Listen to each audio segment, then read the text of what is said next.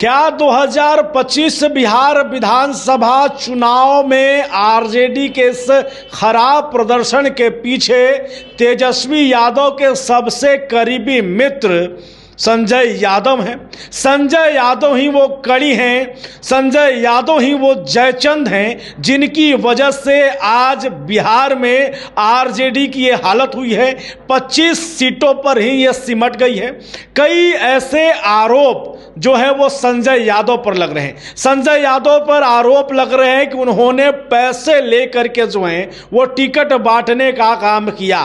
संजय यादव पर आरोप लग रहे हैं कि इस चुनाव में भले ही आरजेडी चुनाव हार गई हो, लेकिन संजय यादव 100 करोड़ से ज्यादा की कमाई कर बैठे हैं।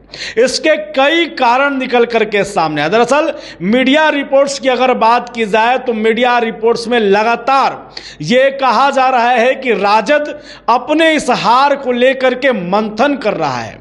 दैनिक भास्कर के सोशल मीडिया प्लेटफॉर्म पर अगर देखेंगे तो उन्होंने छापा है, अखबार में जगह दिया है कि जिस तरीके से संजय यादव को लेकर के राजद के स्थानीय तमाम जो नेताओं ने गंभीर आरोप लगाए हैं वो कहीं न कहीं चिंता के विषय हैं। देखिए, आरजेडी अपनी इस हार को लेकर के समीक्षा कर रही है और इसे लेकर के तमाम उन नेताओं से मुलाकात किया जा रहा है कि क्यों हारे हम। इसके पीछे कई ऐसे कारण निकल करके सामने आए जो सभी को चौंका रहे हैं।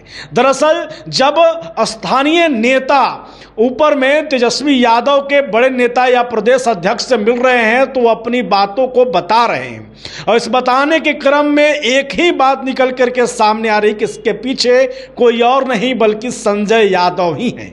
दरअसल हम 4 ऐसे बिंदुओं पर चर्चा करेंगे जिसकी वजह से संजय यादव इस पूरे मामले में कटघरे में खड़े हो जाते हैं। सबसे पहला जो बात सामने आ रहा है वो संजय यादव की पीआर टीम, संजय यादव की सर्वे टीम।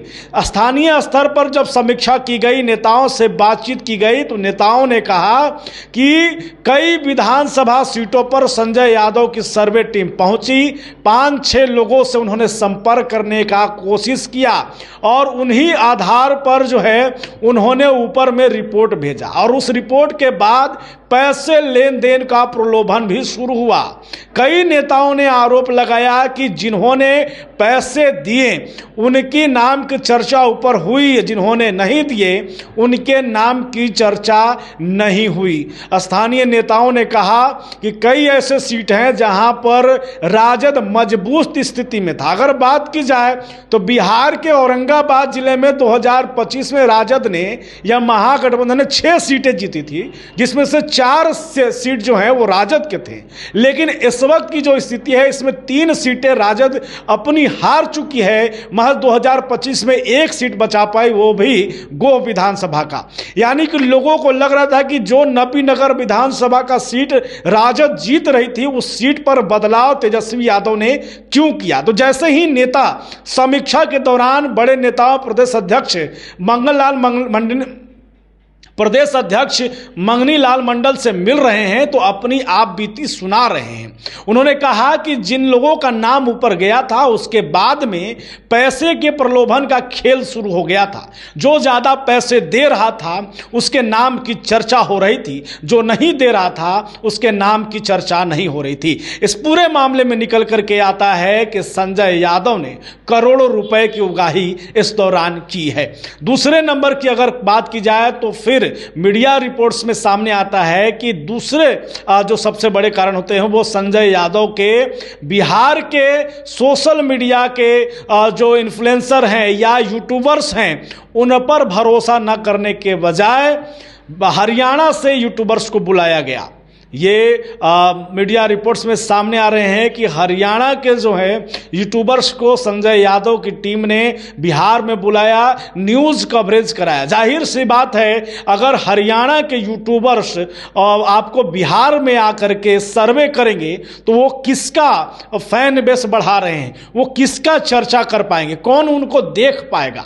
जाहिर सी बात है कि अगर उन्हें जीतना था चुनाव तो उन्हें बिहार के यूट्यूबर्स को, बिहार के सोशल मीडिया इन्फ्लुएंस को रखना चाहिए था, जिससे लोग देखते हैं। अगर यूपी में चुनाव होता है तो यूपी के स्थानीय यूट्यूबर्स को, इन्फ्लुएंसर्स को रखा जाएगा, कोई भी पार्टी रखेगा, ताकि वहां पर उनकी लोकप्रियता बढ़े। लेकिन हरियाणा के टीम को यहां बुलाने का मतलब साफ था कि कहीं ना कहीं इसके पीछे खेला हुआ है। अगर आपको बता दें तो आप जब टिकट वितरण का समय चल रहा था, देखिए सोशल मीडिया पर कई चीजें वायरल हुई हैं। टिकट वितरण के समय में कई ऐसे नेता थे जो राबड़ी आवास के बाहर कुर्ता फाड़ करके, चिलचिला करके रो रहे थे, गिड़गिड़ा रहे थे, और ये साफ कहीं ना कहीं आरोप लगा रहे थे। देखिए बिहार के मधुबन विधानसभा सीट के जो उम्मीदवार थे, उन्होंने जो 2015 में, 2020 में महज 2000 वोट से हारे थे, उन्होंने मीडिया के सामने ये कहा था कि जब हम लालू प्रसाद यादव यानी आरजेडी सुप्रीमो से मिलते हैं, वो आश्वासन देते हैं कि महज आप 2000 वोट से हारे हैं, आपको टिकट मिलेगा। लेकिन वो ये भी कहते हैं कि संजय यादव ने उनसे 4 करोड़ से अधिक रुपए की मांग की थी, और यही कारण रहा कि इसकी वजह से जो है 4 करोड़ रुपए मांगने के बाद हम नहीं दे पाए और हमारा टिकट कट गया। मतलब साफ है कि जिन्होंने पैसे दिए उनको टिकट मिला, जिन्होंने पैसे नहीं दिए उनको टिकट नहीं मिला। संजय यादव इस मामले में भी घिर जाते हैं कि यहां पर पैसे की लेन देन हुई, और कई ऐसे सीटों पर जो जीतने वाली सीटें थी वहां पर उन्हें हार का सामना करना पड़ा। चौथे कारण की अगर बात की जाए तो तेजस्वी यादव को जमीनी हकीकत से दूर रखना। देखिए तेजस्वी यादव इस पूरे चुनाव के दौरान जमीनी हकीकत से दूर नजर आए, स्थानीय नेताओं से न मिलना एक बड़ा कारण दिख रहा है। तेजस्वी यादव को संजय यादव की पीआर टीम ने लगातार ये आश्वासन देते रहे, लगातार जो है ये भरोसा दिलाया कि हम उस सीट से बम्पर वोटों से जीत रहे हैं, और ये कारण निकल करके सामने आता है कि हकीकत में कुछ और था।